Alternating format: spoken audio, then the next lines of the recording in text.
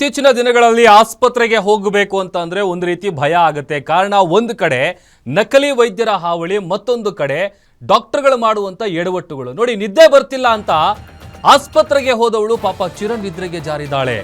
ತಲೆನೋವು, ನಿದ್ದೆ ಬರ್ತಿಲ್ಲ ಅಂತ ಆಸ್ಪತ್ರೆಗೆ ದಾಖಲಾಗಿದ್ರು. ಆ ಮಹಿಳೆ ಈಗ ಚಿರನಿದ್ರೆಗೆ ಜಾರಿದ್ದಾರೆ.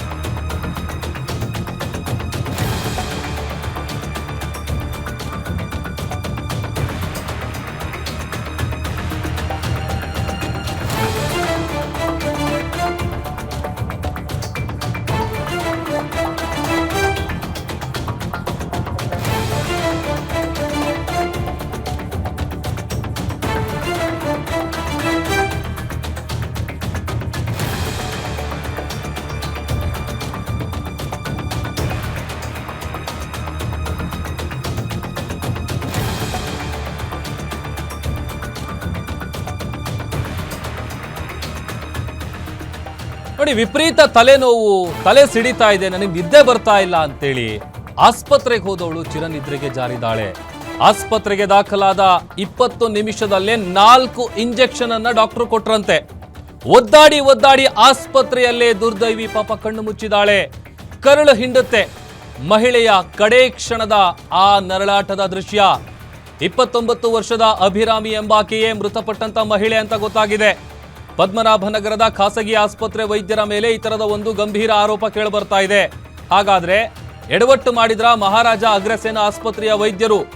ಇಂಜೆಕ್ಷನ್ ಓವರ್ ಡೋಸ್ ನಿಂದಲೇ ಮಹಿಳೆ ಸಾವನ್ನಪ್ಪಿದಾಳೆ ಅನ್ನುವಂತ ಆರೋಪವನ್ನ ಕುಟುಂಬಸ್ಥರು ಮಾಡ್ತಾ ಇದ್ದಾರೆ. ಆಸ್ಪತ್ರೆಯಲ್ಲಿ ಕುಟುಂಬಸ್ಥರು ಗಲಾಟೆ ಮಾಡ್ತಾ ಇದ್ದು ಸದ್ಯ ಬನಶಂಕರಿ ಪೊಲೀಸರು ಎಂಟ್ರಿ ಕೊಟ್ಟಿದ್ದಾರೆ. ಘಟನೆಯ ವಿಚಾರಕ್ಕೆ ಸಂಬಂಧಪಟ್ಟಂತೆ ಬನಶಂಕರಿ ಠಾಣೆಯಲ್ಲಿ ಯುಡಿಆರ್ ಕೇಸ್ ದಾಖಲಾಗಿದೆ. ಅಸಹಜ ಸಾವು ಅಂತ, ಮೆಡಿಸಿನ್ ನಿಂದ ಸಾವನ್ನಪ್ಪಿಲ್ಲ ಅಂತ ವೈದ್ಯರು ಹೇಳ್ತಾ ಇದ್ದಾರೆ. ಪೋಸ್ಟ್ ಮಾರ್ಟಮ್ ರಿಪೋರ್ಟ್ಗಾಗಿ ಸದ್ಯ ಪೊಲೀಸರು ಕಾಯ್ತಾ ಇದ್ದಾರೆ ಅಂತ ಗೊತ್ತಾಗ್ತಾ ಇದೆ. ಒಂದು ವೇಳೆ ಆ ರಿಪೋರ್ಟ್ನಲ್ಲಿ ಏನಾದರೂ ವೈದ್ಯರ ನಿರ್ಲಕ್ಷ್ಯ ಸಾಬೀತಾದ್ರೆ FIR ಅನ್ನ ಪೊಲೀಸರು ದಾಖಲು ಮಾಡ್ತಾರೆ ಅನ್ನುವಂಥ ವಿಚಾರ ಗೊತ್ತಾಗ್ತಾ ಇದೆ. ನೋಡಿ, ದೃಶ್ಯದಲ್ಲಿ ತೋರಿಸ್ತಾ ಇದ್ದೀವಿ. ಇದೇ ಮಹಿಳೆ 29 ವರ್ಷದ ಅಭಿರಾಮಿ ಅಂತ ಆಕೆಯ ಹೆಸರು. ವಿಪರೀತ ತಲೆ ನೋವ್ತಾ ಇದೆ, ತಲೆ ಸಿಡಿತಾ ಇದೆ, ನಂಗೆ ನಿದ್ದೆ ಮಾಡಕ್ ಆಗ್ತಾ ಇಲ್ಲ, ಕಷ್ಟ ಆಗ್ತಾ ಇದೆ ಅಂತೇಳಿ ಆಸ್ಪತ್ರೆಗೆ ಹೋಗಿರ್ತಾರೆ. ಆ ಸಂದರ್ಭದಲ್ಲಿ ಒಂದು 4 ಇಂಜೆಕ್ಷನ್ ಕೊಟ್ಟಿದ್ದಾರೆ ಅಂತೇಳಿ ಗೊತ್ತಾಗ್ತಾ ಇದೆ. ಈಗ ಕುಟುಂಬಸ್ಥರು ಮಾಡ್ತಾ ಇರುವಂಥ ಆರೋಪ ಏನು ಅಂತಂದ್ರೆ, ಆ ಇಂಜೆಕ್ಷನ್ ಏನು ಕೊಟ್ಟಿದ್ದಾರೆ ವೈದ್ಯರು, ಅದು ಓವರ್ ಡೋಸ್ ಆಗಿ ಆಕೆ ಮೃತಪಟ್ಟಿದ್ದಾಳೆ ಅನ್ನುವಂಥ ಆರೋಪವನ್ನು ಮಾಡ್ತಾ ಇದ್ದಾರೆ.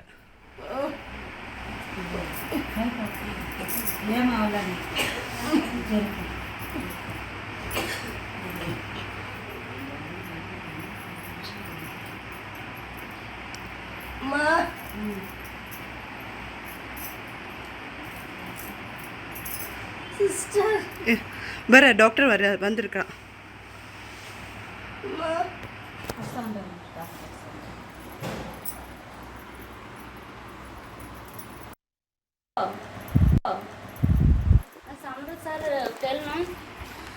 Tell him to come fast.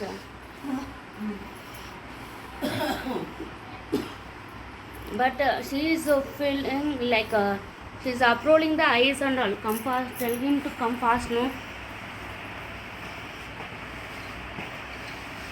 ನಿಮಗೆ ಇದು ದಿನನಿತ್ಯ ಇರ್ತದೆ, ಬಟ್ ಇವ್ರಿಗೆ ಯಾವತ್ತೂ ಒಂದು ಅಲ್ವಾ? ನಾವೇ ಕರೆಕ್ಟ್ ಆಗಲಿ ಅಂತ ಮಾಡ್ತಾ ಇದ್ವಿ. 100% ಸರ್, ನಾನು ನಿಮ್ಮ ಬಗ್ಗೆ ಆದಷ್ಟು ಇದಾಗತ್ತೆ ಅಂತ ನಾನು ಪೊಲೀಸರ ಬಗ್ಗೆ ಯಾವತ್ತೂ ಮಾತಾಡಲ್ಲ. ನಮ್ಮ ಅಣ್ಣನೋ ಅವರೇ ನಮ್ಮನ್ನು ಬಾಯಿ ಬಿಟ್ಟು ಕೇಳಿದ್ರು, ನನಗೆ ನಿದ್ದೆ ಬರೋ ಥರ ಏನಾದ್ರು ಕೊಡಿ, ನನಗೆ ನಿದ್ದೆ ಬರ್ತಾ ಇಲ್ಲ ಅಂದ್ರೆ ನಾವು ಆ ಥರ ಎಲ್ಲ ಕೊಡೋಕ್ಕಾಗಲ್ಲ ಅಂತೇಳಿ ಅವ್ರಿಗೆ ಬಂದ್ವಿ. ಮತ್ತೆ ರಿಟರ್ನು 4 ಗಂಟೆಯಲ್ಲಿ ಮತ್ತೆ ಫೋನ್ ಬಂತು, ಅದೇ ಸೇಮ್ ಕಾಲು. ಹೋಗೋಷ್ಟರಲ್ಲಿ ಅರ್ಧ ಉಸಿರು ಎಳಿತಾ ಇದ್ರು ಅವರು. ಆವಾಗ ಹೋಗೋಷ್ಟಲ್ಲಿ ಪಿಡ್ಸು ಬಂದಿತ್ತು, ಅವ್ರಿಗೆ ಒಳಗಡೆ ಉಸಿರು ಕಟ್ಟಿಬಿಟ್ಟಿತ್ತು. ನಾವು ಮಾಡೋ ಥರ ಎಲ್ಲ ಮಾಡಿದ್ವಿ, ಬಟ್ ನಮ್ಮ ಕೈಯಲ್ಲಿ ಆಗಲಿಲ್ಲ ಅಂತ ಹೇಳಿದ್ರು. 4:15 ತೀರೋಗಿದ್ದು. ನನಗೆ ನಿಮ್ಮಣ್ಣ ಏನು ಹೇಳ್ದ, ಫೋನ್ ಮಾಡಿ, ಅಣ್ಣ ಹಿಂಗಾಗಿದೆ, 3 ಇಂಜೆಕ್ಷನ್ ಕೊಟ್ಟರು. 4 ಅಂದ್ರು, ಆಮೇಲೆ 3 ಅಂದ್ರು. 3 ಇಂಜೆಕ್ಷನ್ ಕೊಟ್ಟರು. ನಿಮ್ಮ ಅಣ್ಣನ ಹೇಳಿದ್ರು, ನಾನು ಜೊತೆಲೇ ಇದ್ದೀನಿ, ಚೆನ್ನಾಗಿ ಓಡಾಡ್ಕೊಂಡಿದ್ಲು ಅಣ್ಣ. ಮೊದಲನೇ ಇಂಜೆಕ್ಷನ್ ಕೊಟ್ಟರು, ಈ ಸಿಕ್ಕಾಪಟ್ಟೆ ಮಾತಾಡೋಕೆ ಜಾಸ್ತಿ ಮಾಡ್ಬಿಟ್ಲು. 2ನೇ ಇಂಜೆಕ್ಷನ್ ಕೊಟ್ಟರು, ಈ ಉಸಿರಲ್ಲಿ ಸ್ಟಾರ್ಟ್ ಮಾಡಿದ್ರು. 3 ಇಂಜೆಕ್ಷನ್ ಕೊಟ್ಟರು, ಸತ್ತು ಅದು ರಿಪೋರ್ಟ್ಸ್. ಡಾಕ್ಟರ್ ಏನು ಹೇಳ್ತಿದ್ದಾರೆ ಅಂದ್ರೆ, ನೀರು ಕುಡಿಸಿದ್ರು ಅವ್ರು ಯಜಮಾನ್ರು, ಅದಕ್ಕೆ ಇಲ್ಲಿ ಡಾಕ್ಟರ್ ಯಾರಿದ್ದಾರೆ ಕೊಡಪ್ಪ ಫೋನು ಅಂತಂದೆ. ಡಾಕ್ಟರ್ಗಳು ಯಾರು ಇಲ್ಲ ಅಣ್ಣ ಅಂತ. ಆಯ್ತು, ಇಮಿಡಿಯೇಟ್ ಹೋಗಪ್ಪ ಬನಶಂಕರಿಗೆ, ಪೊಲೀಸ್ ಸ್ಟೇಷನ್ಗೆ. ಕಮಿಷನ್ ಆಫೀಸ್ ಹತ್ರ ಮಾತಾಡ್ತಿದ್ದೀನಿ, ಹೋಗು ನೀನು ಅಂತ ಅಂದೆ. ಆವಾಗ ಹೋಗಿದ್ದೆ ನಾನು. ನಮ್ಮ ಮಹಿಳಾ ಸ್ಟೇಷನ್ಗೂ ಕೊಡೋ ಒಂದು ಕಂಪ್ಲೇಂಟ್ ಅಂತ ಹೇಳಿದೆ.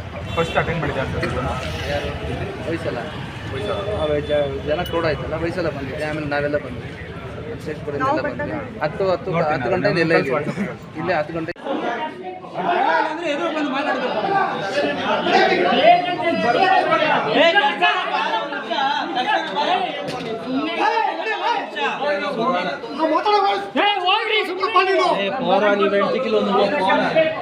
ఫస్ట్ మీరు తెలియలేదు అంతా వచ్చేసి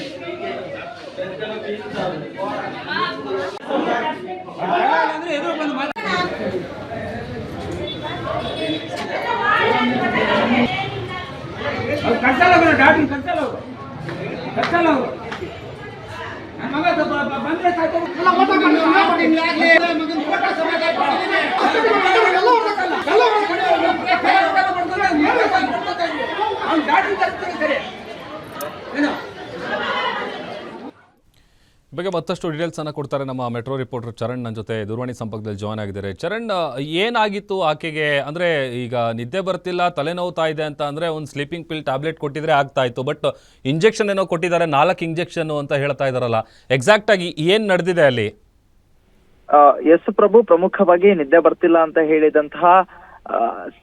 ಹೇಳಿ ಆಸ್ಪತ್ರೆ ಸೇರಿದಂತಹ ಮಹಿಳೆ ಈಗ ಚಿರನಿದ್ದೆಗೆ ಜಾರಿರುವಂತದ್ದು. ಏನು ಕಳೆದ 1 ವಾರದಿಂದ ಅಭಿರಾಮಿ ಅನ್ನುವಂತಹ 29 ವರ್ಷದ ಮಹಿಳೆ ಏನಿದ್ದಾರೆ, ಅವರು ನಿದ್ದೆ ಬರದೆ ಪರದಾಟವನ್ನ ನಡೆಸಿದ್ದಂಥದ್ದು ಮತ್ತೆ ವಿಪರೀತ ತಲೆನೋವಿನಿಂದಾಗಿ ಒದ್ದಾಟವನ್ನ ಕೂಡ ನಡೆಸಿದ್ದಂಥದ್ದು. ಆದ್ರೆ ಪ್ರಮುಖವಾಗಿ ಈ ಒಂದು ಸಂದರ್ಭದಲ್ಲಿ ಮನೆಯವರ ಒಂದು ಒತ್ತಾಯದ ಮೇರೆಗೆ ಆಸ್ಪತ್ರೆಗೆ ದಾಖಲನ್ನ ಕೂಡ ಮಾಡಲಾಗುತ್ತೆ. ಅದಾದ ಬಳಿಕ ಐಸಿಯುನಲ್ಲಿ ಚಿಕಿತ್ಸೆಯನ್ನ ಕೂಡ ನೀಡಲಾಗುತ್ತೆ. ಆದ್ರೆ ವಿಧಿ ಆಟ ಅನ್ನುವಂತೆ ಆಸ್ಪತ್ರೆಯ ಐಸಿಯುಯಲ್ಲಿ ಮಲಗಿದಂತಹ ಹುಡುಗಿಗೆ ಇಂಜೆಕ್ಷನ್ ಗಳನ್ನ ನೀಡಲಾಗಿದೆ. ಆ ಒಂದು ಇಂಜೆಕ್ಷನ್ ನ ಹೈಡೋಸ್ ನಿಂದಾಗಿ ಆಕೆ ನರಳಿ ಪ್ರಾಣ ಬಿಟ್ಟಿದ್ದಾಳೆ ಅಂತ ಹೇಳಿ ಈಗ ಸದ್ಯ ಕುಟುಂಬಸ್ಥರು ಆರೋಪವನ್ನ ಕೂಡ ಮಾಡ್ತಾ ಇರುವಂತದ್ದು.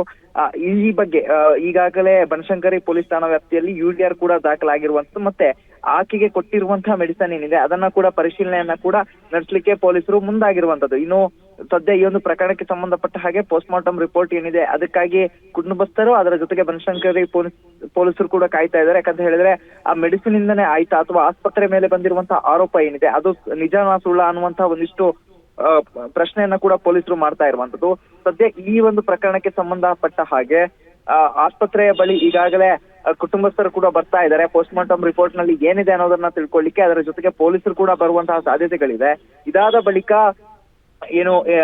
ಆಸ್ಪತ್ರೆಯ ಮೇಲೆ FIR ಆಗುವಂತಹ ಸಾಧ್ಯತೆಗಳು ಕೂಡ ಇರುವಂತದ್ದು. ಆದ್ರೆ ಎಲ್ಲೋ ಒಂದು ಕಡೆಯಲ್ಲಿ ಸದ್ಯ ಈ ಒಂದು ಮಹಿಳೆಯನ್ನ ಕಳೆದುಕೊಂಡ ಕುಟುಂಬಸ್ಥರ ಮನೆಯಲ್ಲಿ ಆಕ್ರಂದನ ಜೋರಾಗಿರುವಂತದ್ದು. ಯಾಕಂತ ಹೇಳಿದ್ರೆ ಈಗ ತಾನೇ ಮದುವೆ ಮಾಡಿಕೊಟ್ಟಂತ ಹೆಣ್ಣು ಮಗಳು ಇಷ್ಟು ಬೇಗ ತಮ್ಮ ಕುಟುಂಬವನ್ನ ಬಿಟ್ಟು ಹೋಗ್ತಾ ಇರುವಂತದ್ದು ಕುಟುಂಬಸ್ಥರಿಗೆ ಕೂಡ ನೋವಾಗಿರುವಂತದ್ದು. ಒಂದು ಕಡೆ ಆಸ್ಪತ್ರೆ ವಿರುದ್ಧ ಕುಟುಂಬಸ್ಥರು ಆಕ್ರೋಶವನ್ನ ಹೊರಗಾಗ್ತಾ ಇದ್ರೆ, ಮತ್ತೊಂದು ಕಡೆ ಆಸ್ಪತ್ರೆ ನಮ್ಮದೇನು ತಪ್ಪಿಲ್ಲ ಅಂತ ಹೇಳಿ ಪೊಲೀಸರಿಗೆ ಉತ್ತರವನ್ನ ನೀಡ್ತಾ ಸುಮ್ಮನಾಗಿರುವಂತದ್ದು. ಪ್ರಭು, ಓಕೆ, ಈಗ ಒಂದ್ ಕಡೆ ಡಾಕ್ಟರ್ ಏನ್ ಹೇಳ್ತಾ ಇದ್ದಾರೆ ಈಗ ವೈದ್ಯರು? ಯಾಕಂತಂದ್ರೆ ಈ ಮೆಡಿಸಿನ್ ಇಂದ ಅಥವಾ ಇಂಜೆಕ್ಷನ್ ಇಂದ ಅವರು ಮೃತಪಟ್ಟಿಲ್ಲ ಅಂತ ಅವ್ರು ಅಷ್ಟು ಕಾನ್ಫಿಡೆಂಟ್ ಆಗಿ ಹೇಳ್ತಾ ಇದ್ದಾರೆ.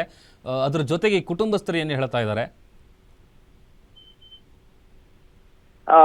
ಎಸ್ ಪ್ರಭು, ಪ್ರಮುಖವಾಗಿ ಕುಟುಂಬಸ್ಥರು ಹೇಳುವಂತಹ ಪ್ರಕಾರ ಕುಟುಂಬಸ್ಥರು ಆ ಒಂದು ಸ್ಥಳದಲ್ಲಿ ಇದ್ದಂತ ಸಂದರ್ಭ ಅಂತ ಹೇಳಿದ್ರೆ ಆ ಮಹಿಳೆಗೆ ಚಿಕಿತ್ಸೆಯನ್ನ ನೀಡುತ್ತಿದ್ದಂತಹ ಸಂದರ್ಭದಲ್ಲಿ ಕುಟುಂಬಸ್ಥರು ಕಣ್ಣಾರೆ ಕಂಡಿದ್ದಾರಂತೆ.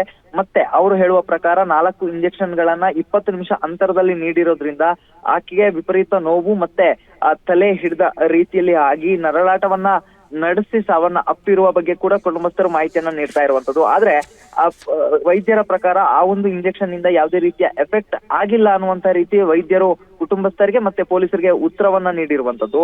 ಆದ್ರೆ ಇದ್ರ ಬಗ್ಗೆ ತನಿಖೆ ನಡೆಸಲಿಕ್ಕೆ ಆ ಒಂದು ಇಂಜೆಕ್ಷನ್ ನಿಂದನೇ ಆಯ್ತಾ ಅಥವಾ ಬೇರೆ ಕಾರಣಗಳಿಗೆ ಏನಾದ್ರು ಇತ್ತಾ, ಆಕೆಗೆ ಬೇರೆ ರೋಗಗಳೇನಾದ್ರೂ ಇತ್ತಾ ಅನ್ನೋದ್ರ ಬಗ್ಗೆ ಕೂಡ ಪೋಸ್ಟ್ ಮಾರ್ಟಮ್ ರಿಪೋರ್ಟ್ ನಲ್ಲಿ ತಿಳಿದು ಬರ್ಲಿಕ್ಕಿದೆ. ಹಾಗಾಗಿ ಕುಟುಂಬಸ್ಥರು ಮತ್ತೆ ಪೊಲೀಸರು ಇಬ್ರು ಕೂಡ FIR ಅನ್ನ ಮಾಡೋದಕ್ಕಿಂತ ಮುಂಚಿತವಾಗಿ ಈ ಒಂದು ಪೋಸ್ಟ್ ಮಾರ್ಟಮ್ ರಿಪೋರ್ಟ್ ಗಾಗಿ ಕಾಯ್ತಾ ಇರುವಂತದ್ದು. ಪೋಸ್ಟ್ ಮಾರ್ಟಮ್ ರಿಪೋರ್ಟ್ ನಲ್ಲಿ ಯಾವೆಲ್ಲ ಅಂಶಗಳು ಪತ್ತೆ ಆಗುತ್ತೆ, ಇನ್ ಕೇಸ್ ಏನಾದ್ರೂ ಆ ಒಂದು ಆಸ್ಪತ್ರೆಯಲ್ಲಿ ನೀಡಿದಂತಹ ಇಂಜೆಕ್ಷನ್ ಗಳಿಂದನಾಗಿ ಆ ಯುವತಿ ಏನಾದ್ರು ಮೃತಪಟ್ಟಿದ್ರೆ ಆಸ್ಪತ್ರೆಯ ವಿರುದ್ಧ FIR ಅನ್ನ ದಾಖಲು ಮಾಡ್ಲಿಕ್ಕೆ ಕೂಡ ಪೊಲೀಸರು ಸಿದ್ಧತೆಯನ್ನ ನಡೆಸಿಕೊಂಡಿರುವಂತದ್ದು. ಒಂದು ಕಡೆಯಲ್ಲಿ ಕುಟುಂಬಸ್ಥರು ಆರೋಪವನ್ನ ಮಾಡ್ತಾ ಇದ್ದಾರೆ, ಮತ್ತೊಂದು ಕಡೆಯಲ್ಲಿ ಆ ಒಂದು ಇಂಜೆಕ್ಷನ್ ನಿಂದಾಗಿ ಯಾವುದೇ ರೀತಿಯಾದಂತಹ ತಪ್ಪು ಆಗೇ ಇಲ್ಲ ಅನ್ನುವಂತ ರೀತಿಯಲ್ಲಿ ವೈದ್ಯರು ವರ್ತಿಸ್ತಾ ಇದ್ದಾರೆ. ಮತ್ತೆ ಕುಟುಂಬಸ್ಥರಿಗೆ ಕೂಡ ಯಾವ ಇಂಜೆಕ್ಷನ್ ಅನ್ನ ನೀಡಿದೆ ಅನ್ನುವ ಒಂದು ಮಾಹಿತಿಯನ್ನ ಕೂಡ ವೈದ್ಯರು ಬಿಟ್ಕೊಡ್ತಾ ಇಲ್ಲ. ಪ್ರಭು, ಓಕೆ, ಥ್ಯಾಂಕ್ ಯು ಚರಣ್ ನಿಮ್ಮೆಲ್ಲ ಡೀಟೇಲ್ಸ್ಗಾಗಿ.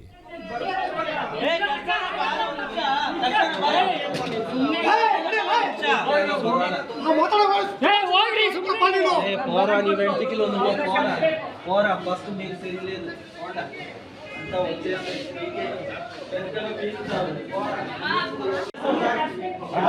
ఎదురు పని మాట్లాడుతున్నా